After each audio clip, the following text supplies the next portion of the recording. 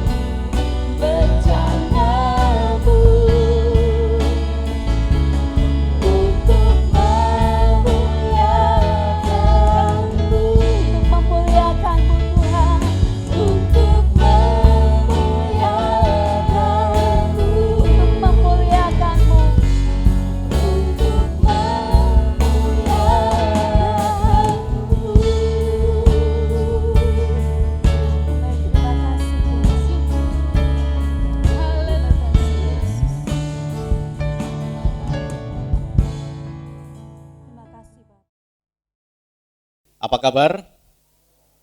Ya, salam sehat.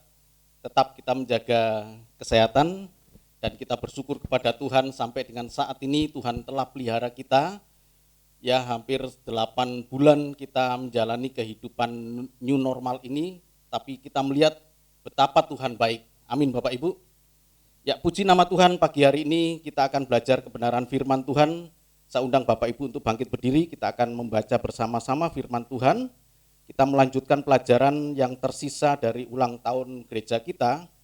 Kita buka di dalam 1 Korintus 1 ayat 4 sampai dengan yang ke-9. 1 Korintus 1 ayat 4 sampai dengan yang ke-9. Kita akan membaca firman Tuhan ini.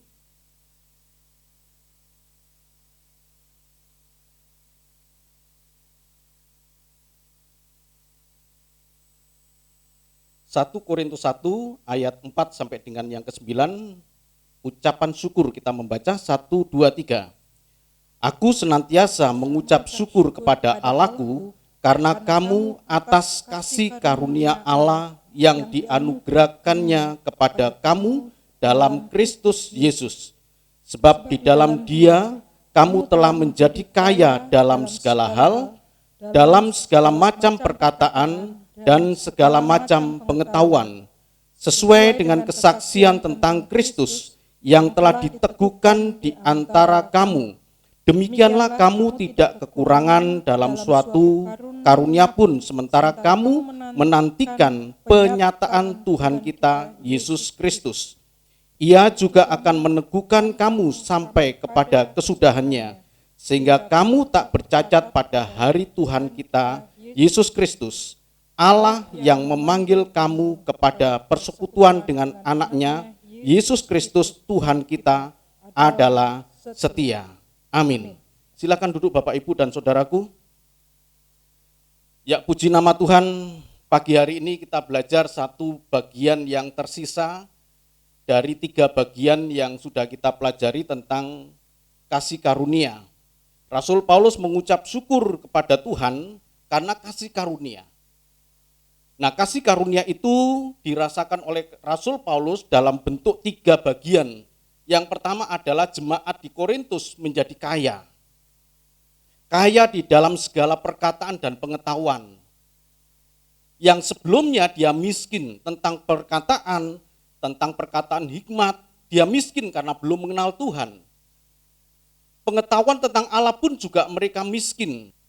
Tapi karena kasih karunia diberikan, maka dia mengenal Tuhan dengan lebih baik. Dan yang kedua Bapak Ibu yang sudah kita pelajari tentang Allah yang setia.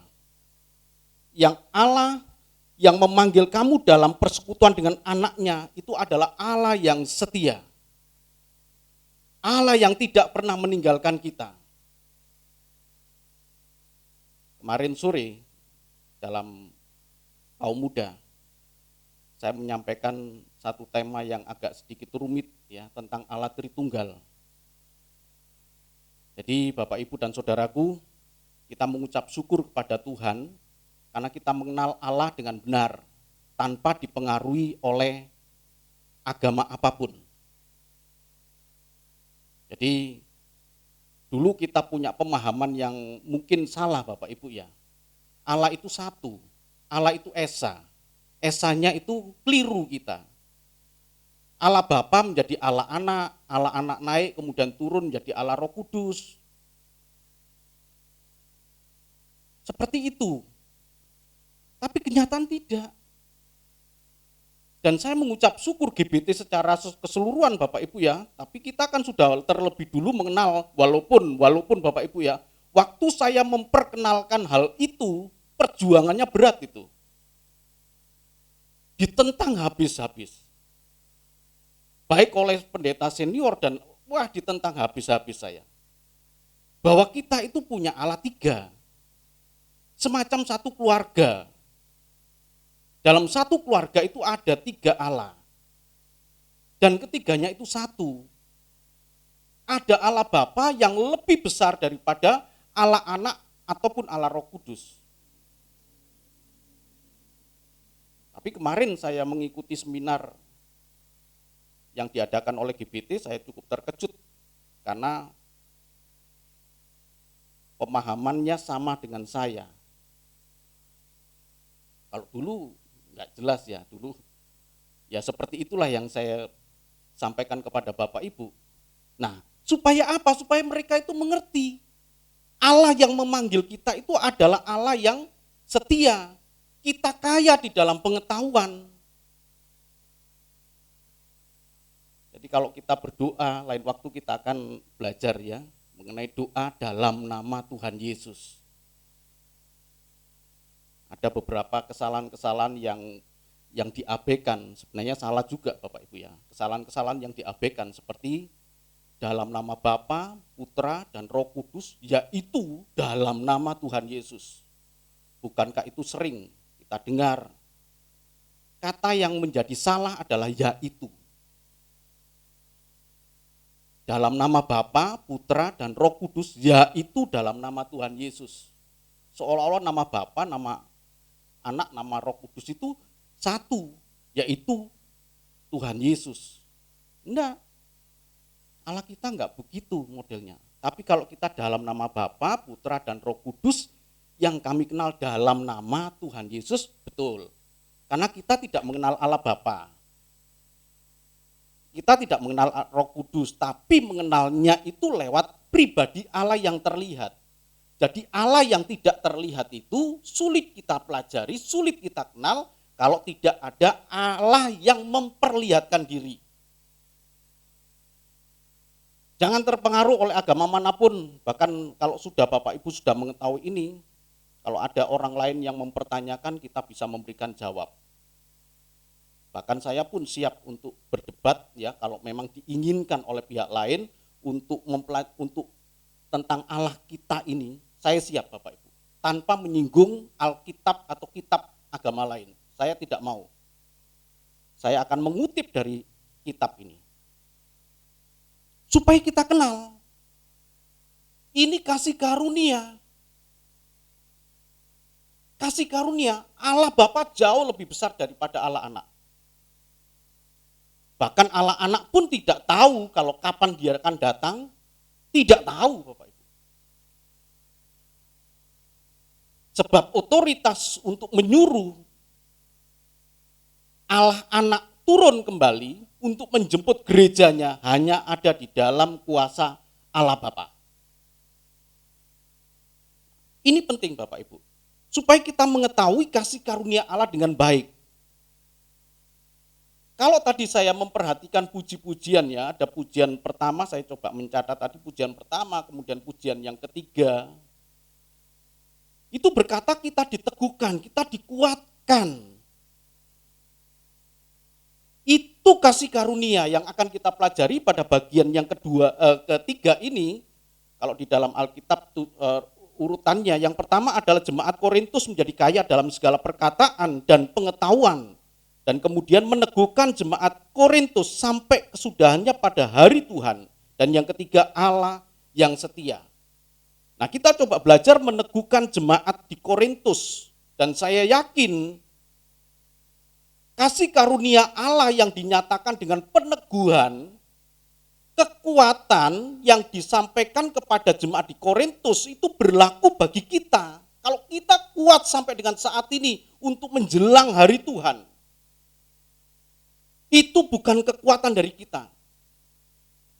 Kalau tadi nyanyian berkata kita dikuatkan karena janji Tuhan. Kita dikuatkan karena korban Kristus. Semuanya sentralnya kekuatan kita pada Tuhan. Dan itu adalah kasih karunia Allah yang tidak bisa kita anggap sepele.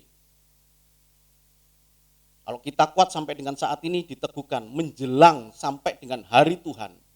Itu karena kekuatan yang kita peroleh karena dari Tuhan. Amin Bapak Ibu.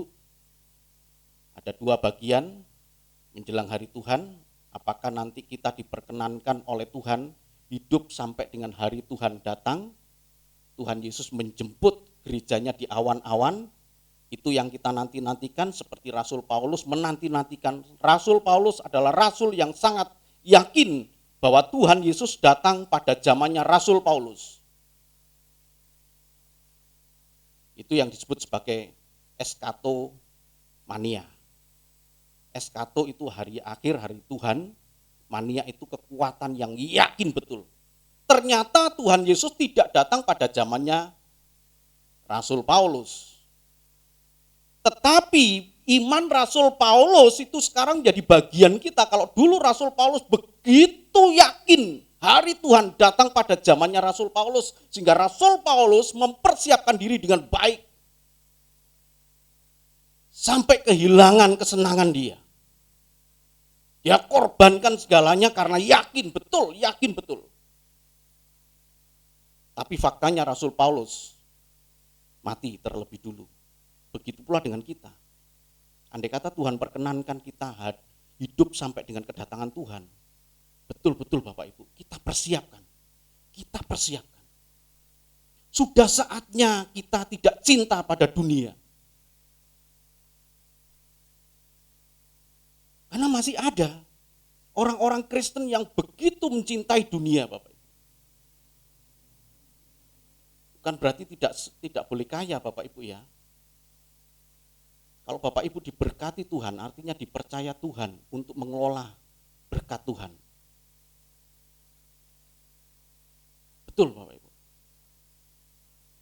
Supaya kita lebih efektif untuk menjangkau, menolong jiwa-jiwa orang lain. Memang butuh duit itu. Bukan untuk kesenangan kita. Bukan untuk pamer, apalagi untuk pamer. Makin kaya makin sombong. Yang dikejar harta, yang dikejar uang terus sampai mengorbankan iman. Itu gila itu. Bagaimana kalau Tuhan Yesus datang? Pada saat posisi semacam itu. Rasul Paulus kehilangan, aku telanjang kata Rasul Paulus. Aku kelaparan. Itu bukan menjadi satu rahasia lagi. Filipi 4 ayat yang ke-12 katakan demikian. Dia korbankan segalanya itu. Karena apa? Yakin betul Tuhan Yesus datang pada zamannya Rasul Paulus. Eskatomania. Sekarang sikap Rasul Paulus itu menjadi bagian kita. Aku yakin Tuhan Yesus datang pada zaman saya hidup. Sehingga pada suatu hari nanti kita melihat Tuhan datang di awan-awan. Kita sudah mempersiapkan diri dengan baik. Kalau kita kuat, ini diteguhkan oleh Tuhan. Jadi kalau kita lihat Bapak Ibu ya, sebagai catatan saja, kata meneguhkan dalam bahasa Indonesia sehari-hari itu dipakai kata menjamin.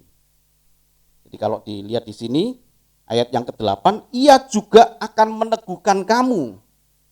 Dalam bahasa Indonesia sehari-hari dikatakan, ia juga akan menjamin engkau, menjamin. Garansi jaminan Tuhan. Kalau garansi dari asuransi sulit dipercaya Bapak Ibu. Kalau toh bisa dipenuhi, ribetnya minta ampun.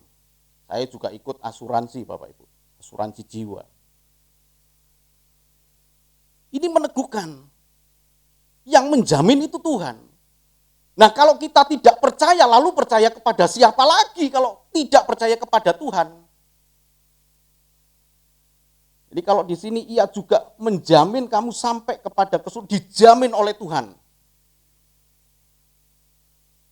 Bahwa kita akan menikmati keadaan yang begitu indah. Tadi saya katakan ada dua keadaan. Kalau memang Tuhan izinkan kita hidup sampai dengan kehadiran Tuhan, kedatangan Tuhan menjemput kita. Puji nama Tuhan itu saat-saat yang dinantikan Rasul Paulus dan ternyata kita yang menikmati. Tapi kalau toh tidak, kita akan mati seperti Rasul Paulus. Tapi tetap kematian itu, kematian orang-orang yang menantikan kedatangan Tuhan ada punya privilege, punya hak istimewa. Hak istimewanya apa? Begitu kedatangan Tuhan yang di awan-awan, kedatangan Tuhan di awan-awan, orang yang mati di dalam Tuhan akan bangkit terlebih dulu dibandingkan dengan orang yang masih tinggal, yang masih hidup. Jadi yang berjumpa pertama kali itu bukan orang yang masih hidup. Andai kata Rasul Paulus hidup pada zaman itu dan Tuhan Yesus datang, dia adalah orang yang urutannya orang yang nomor 2 dibandingkan dengan mereka yang sudah mati terlebih dulu. Karena para murid kan mati, ada yang mati di Yakobus itu mati dipenggal Bapak Ibu. Dia yang mati di dalam Tuhan, dia yang bangkit terlebih dulu, dia yang berjumpa dengan Tuhan Yesus pertama kali. Ada privilege, ada hak istimewa. Tapi orang yang tinggal akan melihat kan, wah itu kesenangan tiba-tiba kemudian kita diubah dalam sekejap, kemudian kita masuk ke dalam hadirat Tuhan. Kalau saya cerita semacam ini bukan cerita fiktif Bapak Ibu. Cerita yang pasti terjadi. Karena apa? Karena seluruh nubuatan itu sudah terjadi, tergenapi, tinggal kejadian yang ini yang belum. Jadi kita punya kepercayaan yang yakin betul. Kita diteguhkan oleh Tuhan. Sebab apa? Dia yang menjamin. Jadi kalau kita lihat di sini, menjamin di sini. Kristus sendiri menjamin kalian ini dalam bahasa Indonesia sehari-hari ya, saya mengutip ya. Jadi saya bukan mengatakan Bapak Ibu kalian gitu, bukan. Ini saya kutip sendiri. Kristus sendiri akan menjamin kalian sampai pada akhirnya supaya pada waktu ia datang kembali kalian didapati tanpa celah. Tanpa celah ya, jangan ditambah na ya. Kalau tanpa celah kemudian ditambahin na kan tanpa celah. Nah, bukan tanpa celah. Kenapa? Karena diteguhkan.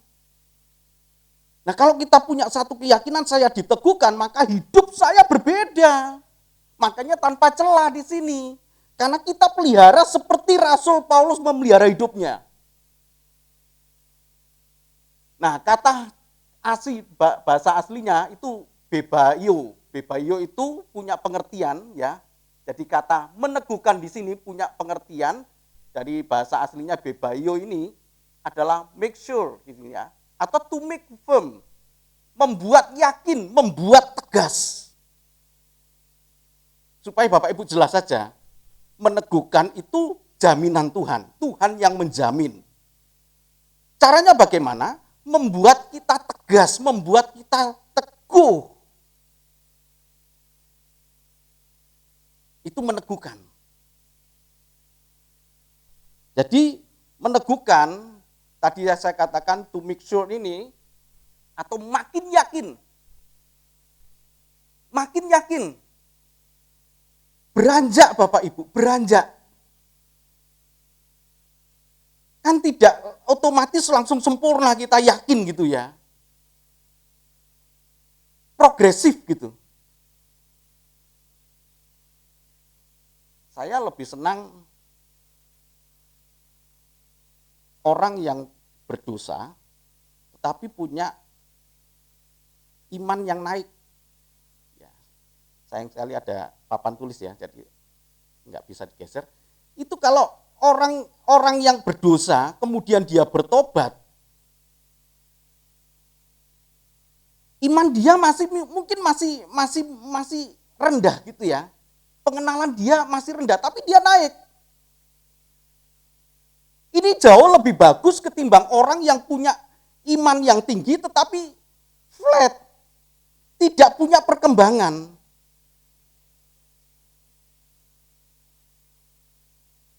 Yang lebih baik dua-duanya naik. Orang yang tadinya berdosa kemudian bertobat kan tidak mungkin langsung dia mengenal Allah dengan baik, dengan benar gitu ya. Dia mulai mengenal Allah. Kemarin saya share kepada Bapak Ibu ya di dalam firman Tuhan yang saya sampaikan bahwa kita melayani Tuhan itu dengan rendah hati. Apa yang kita lakukan itu,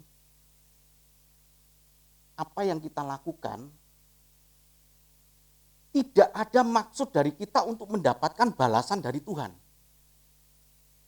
Bahkan kalau kita melayani Tuhan, kalau kita hidup ya, melayani Tuhan bukan sekedar di gereja saja, melayani Tuhan dimanapun kita berada itu melayani Tuhan. Hidup dengan baik, hidup dengan berkenan, hidup dengan sempurna, itu adalah pelayanan Bapak Ibu di mana Bapak Ibu tinggal, itu adalah pelayanan.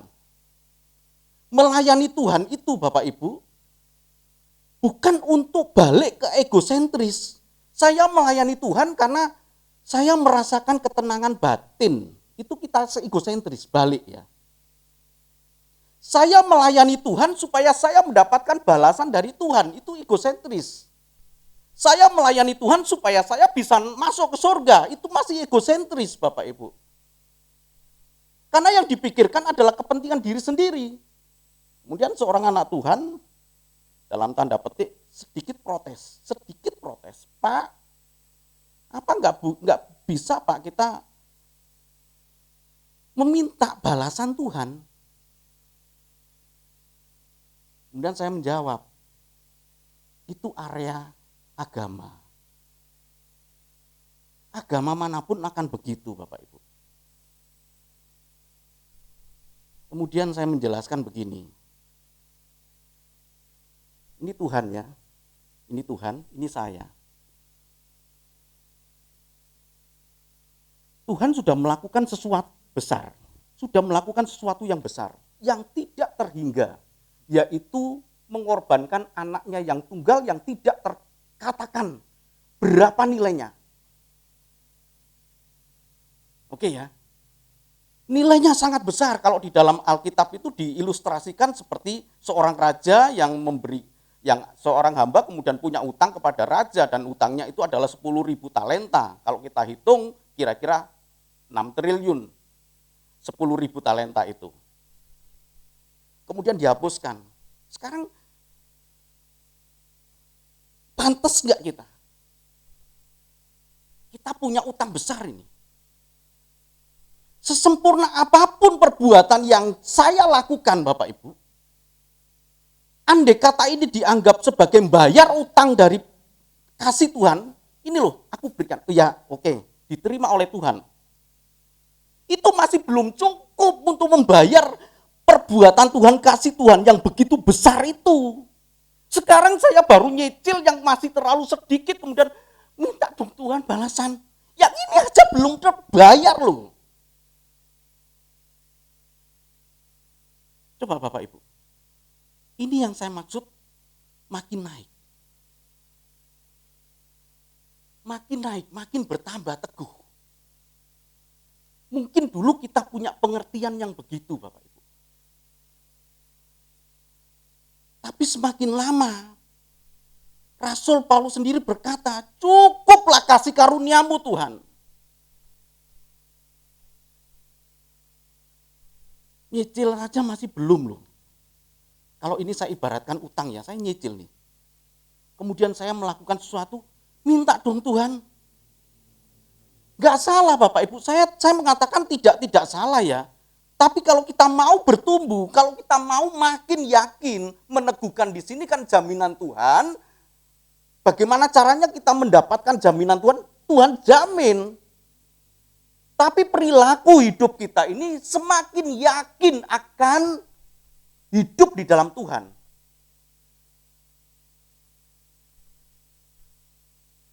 Goalnya, jadi sasarannya, coba dibaca dulu Kolose 2 ayat 6 sampai dengan yang ke-7. Kolose 2 ayat 6 sampai dengan 7.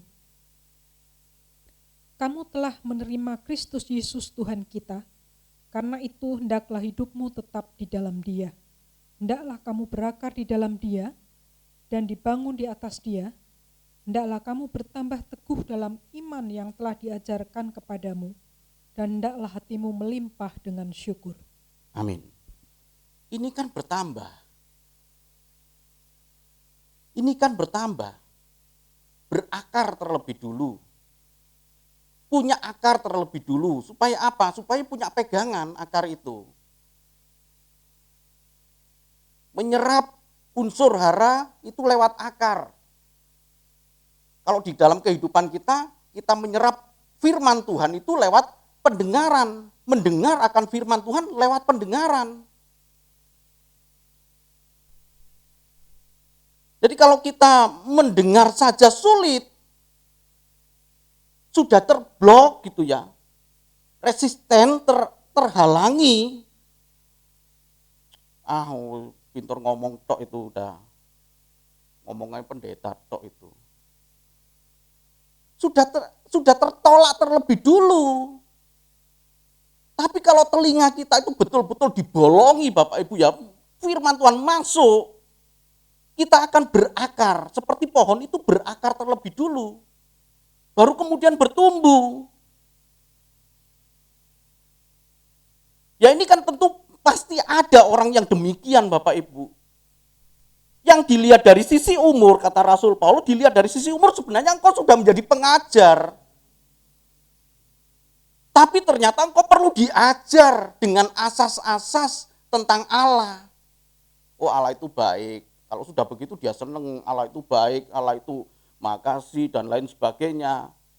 Karena diajar asas-asas dia senang hanya sampai di situ, nggak mau bertumbuh lagi. Begitu kena Allah itu cemburu, Allah itu murka, Allah itu geram.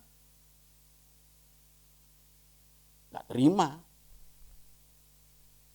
Kenapa? Karena dari berakar di sini. Jadi kalau Kolose 2 ayat yang ke-6 ini dikatakan, kamu telah menerima Kristus Yesus Tuhan kita, karena itu hendaklah hidupmu tetap di dalam Tuhan.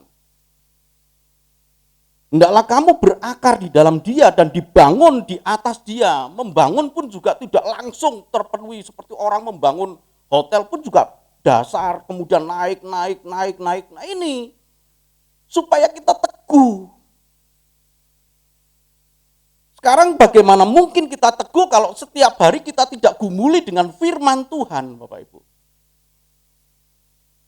Gereja kita kan ada Bapak Ibu. Tolonglah Bapak Ibu, kita maju bersama-sama, bertumbuh bersama-sama. Pak Dardono jam 12 malam membagikan ayat. Ya saya selalu baca, kemudian saya aminkan sebagai respon saya. Kata amin itu sendiri juga jangan diremehkan Bapak Ibu. Betul Bapak Ibu. Itu kan bentuk pengakuan kita hal-hal yang spiritual begini Bapak Ibu. Hal-hal yang spiritual begini di zaman yang begitu makin maju, makin modern ini, terutama yang anak-anak muda ini, kan semakin terkikis gitu. Hal-hal spiritual ya. Jadi doa, kemudian memuji Tuhan, itu kan hal-hal yang bersifat spiritual. Dan kemudian orang yang kalau sudah semakin modern, semakin pikirannya semakin pandai, enggak perlulah itu, yang penting saya hidup baik. Doa mungkin pada waktu makan aja. Puasa, apalagi puasa apa itu? Mulai terkikis. Jadi ini kan proses dibangun di dalam Dia. Lewat firman Tuhan kita dibangun. Supaya kita makin teguh dan goalnya makin yakin di sini. Kalau Bapak Ibu baca di dalam Kolose tadi, Kolose 2 ayat 6 sampai dengan 7, makin yakin di atas itu goalnya itu adalah dipenuhi dalam Kristus. You are complete in Him. Dipenuhi. Dalam bahasa Inggrisnya itu New King James mengatakan you are complete in Him. Dipenuhi di dalam Kristus. Komplit di dalam Dia. Coba ayat yang ke-10. Bagus ini Bapak Ibu. Kita renungkan ayat yang ke-10. Kolose 2 ayat yang ke-10. Dan kamu telah dipenuhi di dalam Dia. Dialah kepala semua pemerintah dan penguasa. Maksudnya apa dipenuhi di dalam Dia? Maksudnya kita kosongkan diri kita, Kristus yang penuh. Hidupku bukannya aku lagi, tetapi Kristus yang diam di dalam aku. Udah, komplit. Enak itu. Mau diperlakukan apa saja oleh orang lain Bapak Ibu. Tidak ada muncul dalam diri kita geram, balas dendam, amarah, apalagi akar kepahitan. Ada di sini akar kepahitan. Kalau akar ginseng saya suka Bapak Ibu. Akar kepahitan jangan. Ada kan itu? Sampai marah. Lihat mukanya saja saya enek gitu. Itu belum komplit. Tapi yang dipenuhi di dalam Dia, itu komplit in Him ini. Saya sudah enggak punya apa-apa lagi atas hak diri saya. Kristus yang memerintah. Diteguhkan itu. diteguhkan. Nah, Bapak Ibu dan Saudaraku yang kasih Tuhan, pada bagian berikutnya kalau kita melihat dipenuhi dalam Kristus ya. Tadi kalau saya lihat kan di sini ya, dipenuhi di sini dalam Kristus. Kemudian kalau kita coba pelajari dipenuhi dalam Kristus itu dalam bahasa aslinya itu kan pleroo, full will, komplit. Membuat tidak ada tempat untuk yang lain selain firman dan kasih Kristus. Wah, kok berat, Pak? Menariknya Tuhan itu menciptakan kita ada kedagingan. Menariknya Tuhan menciptakan kita itu hati. Hati itu adalah pikiran, Bapak Ibu. Yang di dalamnya terbuka luas untuk hal-hal lain. Mau yang jorok, mau yang jahat, mau yang bagaimanapun juga pikiran itu menampung. Tapi kalau orangnya di dalam Tuhan, yang mengerti, yang dibangun dalam Kristus, yang dipenuhi di dalam Dia, tidak ada tempat bagi yang lain. Walaupun terbuka loh Bapak Ibu, tapi kita bisa katakan tidak ada tempat bagi yang lain. Bapak Ibu dan Saudaraku yang kasih Tuhan, saya mengajar sosiologi ya.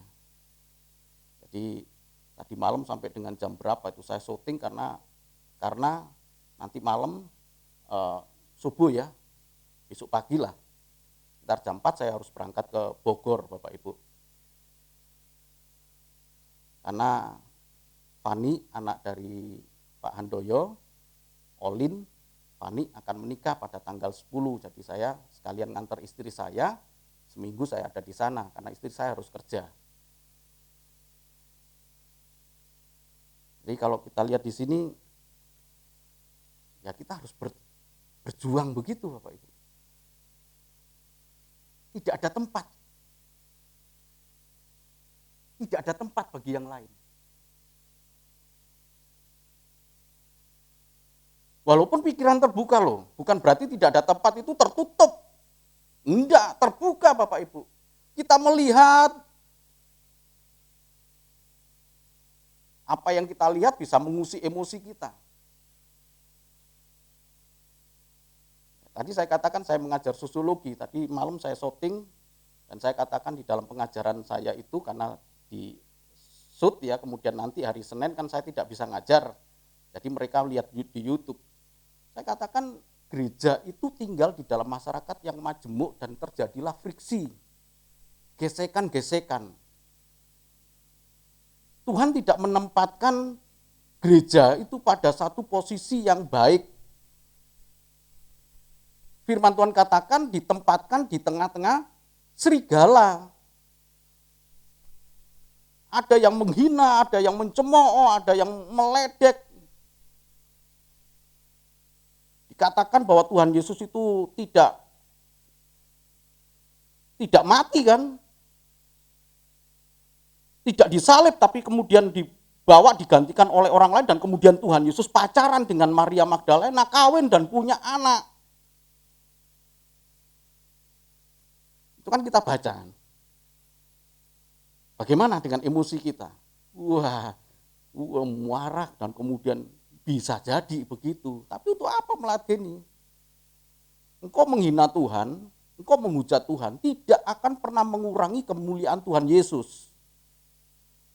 Begitu pula dengan Bapak, Ibu, dan Saudaraku yang kasih Tuhan dan saya. Andai kata saya ini tidak baik, andai kata saya murtad, andai kata Bapak, Ibu berbuat jahat, tidak akan pernah mengurangi kemuliaan Tuhan dan tidak diuntungkan Tuhan.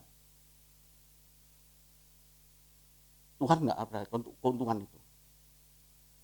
Jadi kalau kita berbuat baik, kalau kita melakukan kehendak Tuhan, seperti yang tadi saya katakan, itu seperti membayar hutang yang memang cukup besar.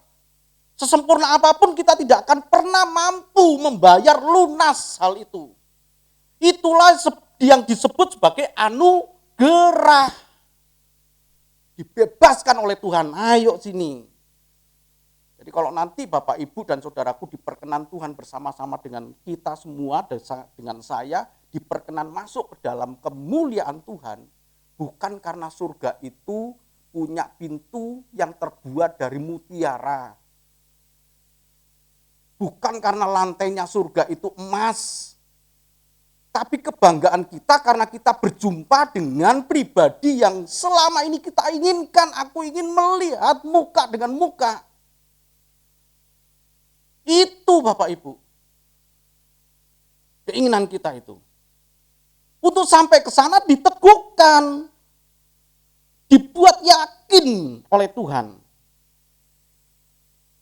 Sekarang bagian kita untuk merespon keyakinan ini, telinga kita buka, hati kita buka, pikiran kita buka, dan kita berkata, tidak ada tempat bagi yang lain selain kasih karunia dan firman-Mu Tuhan.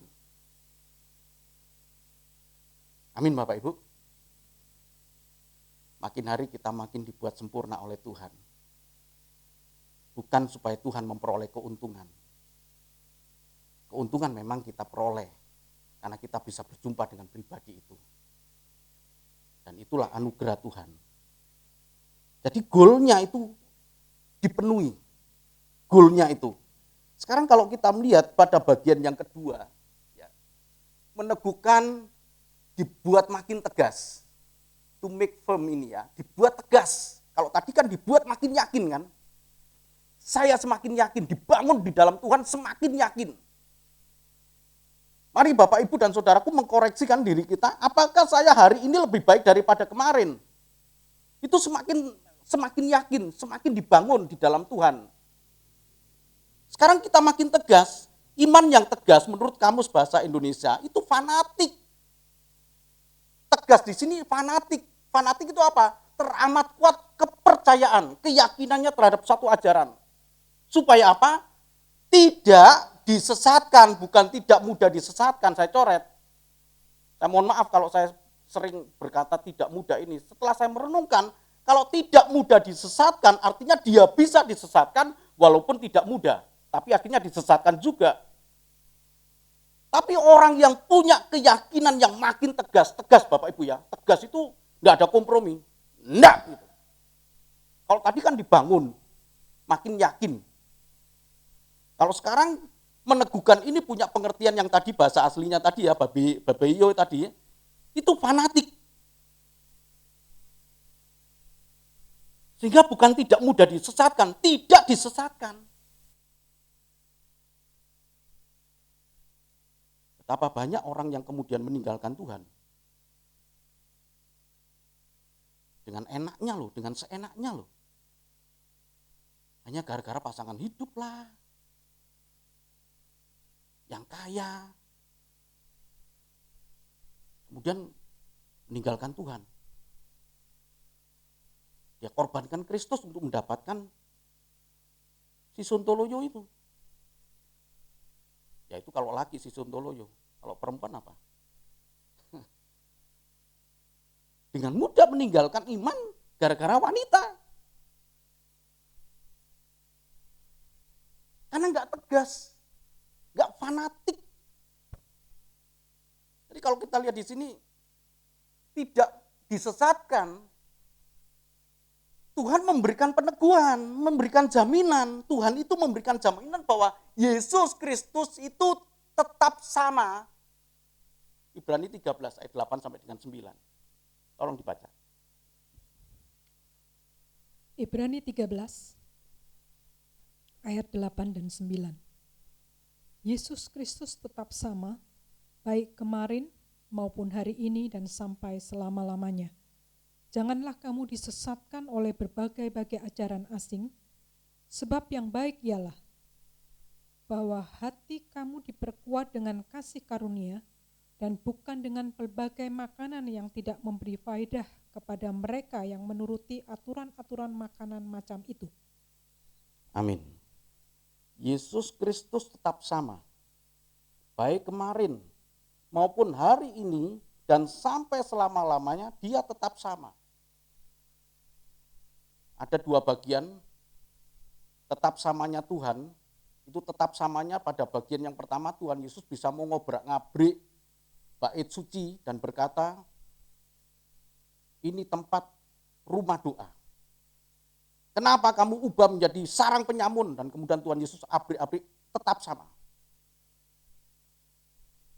Bapak Ibu bisa bongkar kehidupan kita ketika kita memperlakukan bait suci Allah ini untuk hal-hal yang tidak benar, Tuhan Yesus tetap sama. Bisa Tuhan Yesus rombak. Supaya kita kembali kepada rumah doa. Rumah doa itu berbicara mengenai di mana roh Allah tinggal. Bait suci Allah. Tetap sama Tuhan Yesus. Kalau dulu dia bisa marah, tetap sama. Hari ini tetap sama. Tuhan Yesus tidak pernah berubah. Hal yang kedua, Tuhan Yesus punya kasih yang tidak tertandingi oleh apapun. Dulu dia korbankan dirinya. Walaupun dia minta kepada Bapa, sekiranya mungkin cawan ini lalu daripadaku ya Bapa. Tapi biarlah kehendakmu yang jadi. Kemudian doa itu diulang lagi sampai 3 kali. Dan dia berkata, sekiranya ini tidak bisa lalu, biarkanlah kehendakmu yang jadi. Aku terima Tuhan. Dan kemudian Tuhan Yesus mengorbankan dirinya dan berkata, pada waktu di kayu salib dia berkata, sudah selesai. Kasihnya yang tidak terukur, kasihnya yang begitu besar, tetap sama dulu sampai dengan sekarang kasihnya tetap sama. Kita kuat, karena kita punya Tuhan Allah yang begitu hebat. Amin Bapak Ibu. Kita dipelihara oleh Tuhan, karena Tuhan Yesus tidak pernah berubah. Dan yang kedua Bapak Ibu, hati diperkuat dengan kasih karunia Allah yang tadi disampaikan di dalam Ibrani 13 ayat 8 sampai dengan 9. Supaya kita tidak disesatkan, bukan tidak mudah disesatkan, tidak disesatkan. Caranya bagaimana? Kita yakin betul-betul Tuhan Yesus tetap sama. Dan yang kedua, kita diperkuat dengan kasih karunia oleh Allah. Kita bersyukur kepada Tuhan. Kita tidak banyak aturan Bapak Ibu. Ada yang punya babi, sudah digoreng sama kecap, haram enggak? Kalau Bapak Ibu berkata haram, kirimkan ke alamat saya Jalan Maleo, RT 5, silakan, saya makan. Enggak ada yang begitu-begitu ya. Tapi semuanya kembali, apakah ada faedahnya apa enggak? Bukan soal haram tidak. Pakai konde haram. Ngucapin selamat Natal haram. Kita enggak. Selamat ya, selamat hari raya Nyepi. Enggak mempengaruhi iman saya kok. Tidak mudah disesatkan. Kita kuat di dalam Tuhan, amin Bapak Ibu, sampai Tuhan Yesus menjemput kita. Dan nanti kita bisa berjumpa, walaupun kita tidak akan kenal. Karena kita menjadi manusia yang baru, tidak akan kenal Bapak Ibu. Saya dengan istri saya juga enggak kenal. Bukan berarti saya cocok, siapa sih lu? Enggak, bukan. Nanti di sana memang kita punya identitas baru, diberi nama baru untuk melupakan yang dulu. Hebat itu, nanti kita hidup baru, wah penuh dengan sukacita yang melebihi segala-galanya. Antusias ini Rasul Paulus miliki dan sekarang menjadi bagian kita. Amin Bapak Ibu. Kita diperkuat, diteguhkan oleh Tuhan. Di bagian terakhir ini, Tuhan Yesus Kristus sebagai anugerah Allah meneguhkan kita sampai kesudahannya pada hari Tuhan dengan cara membuat yakin dan membuat tegas iman percaya kita. Puji Tuhan. Katakan sama-sama, Tuhan Yesus memberkati. Amin. Tuhan memberkati.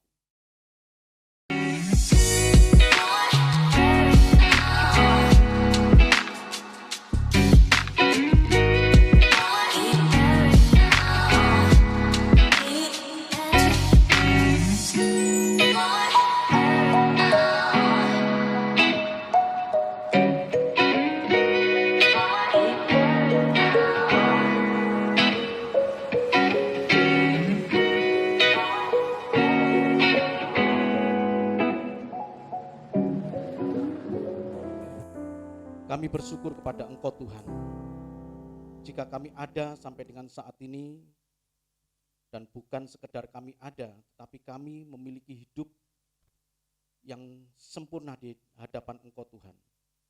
Kami kuat karena Engkau yang memberikan kekuatan dan jaminan Tuhan. Terima kasih buat kebenaran firman-Mu Tuhan, telinga kami telah mendengar, hati kami, pikiran kami menangkap, dan kami siap untuk melakukan kehendak Engkau Tuhan dengan pertolongan Roh Kudus-Mu. Terima kasih ya Tuhan, terima kasih. Saatnya kami akan berpisah satu dengan yang lain. Kami pulang meninggalkan tempat ini dengan penuh sukacita, dengan membawa berkat-berkat yang datang daripada Engkau. Bapak, Ibu, dan saudaraku yang sangat dikasihi Tuhan, terimalah berkat dan anugerah dari Allah Bapa di surga. Kasih dan cinta Tuhan kita Yesus Kristus, anaknya yang tunggal, penghiburan kekuatan dari kuasa Roh Kudus menyertai kita. Mulai saat ini, esok bahkan sampai Maranatha Tuhan datang. Terpujilah Engkau Allah Bapa, terpujilah Engkau Tuhan Yesus, terpujilah Engkau Roh Kudus. Engkau Allah yang memberkati kami, Engkau Allah yang menyinari kami dengan wajah-Mu Tuhan dan memberikan kepada kami kasih karunia. Engkau Allah yang menghadapkan wajah-Mu kepada kami Tuhan dan memberikan damai sejahtera. Terima kasih ya Bapa, Engkau memberkati hamba-hamba-Mu, para pelayan Tuhan yang ambil bagian di dalam ibadah pagi hari ini, Engkau memberkati mereka Tuhan. Demikian juga dengan kami berdoa buat saudara-saudara kami yang menonton dan mengikuti ibadah secara online, Engkau memberkati mereka Tuhan dalam kehidupannya, dalam usaha pekerjaannya, dalam rumah tangganya, Engkau memberkati seperti Engkau memberkati kami yang ada tempat ini. Terima kasih ya Bapa, jika juga kami memberikan persembahan sebagai ucapan syukur, Engkau menjamah persembahan itu Tuhan dan Engkau kuduskan untuk menjadi alat kemuliaan-Mu Tuhan. Kami yakin dan percaya ya Tuhan, Engkau memberkati tangan-tangan yang telah memberikan persembahan dengan penuh sukacita. Engkau memberkati mereka Tuhan. Terima kasih ya Bapa, terpujilah Engkau Tuhan. Di dalam nama Tuhan Yesus Kristus, kami sudah berdoa dan mengucap syukur. Semua yang percaya mengatakan, amin. Tuhan memberkati.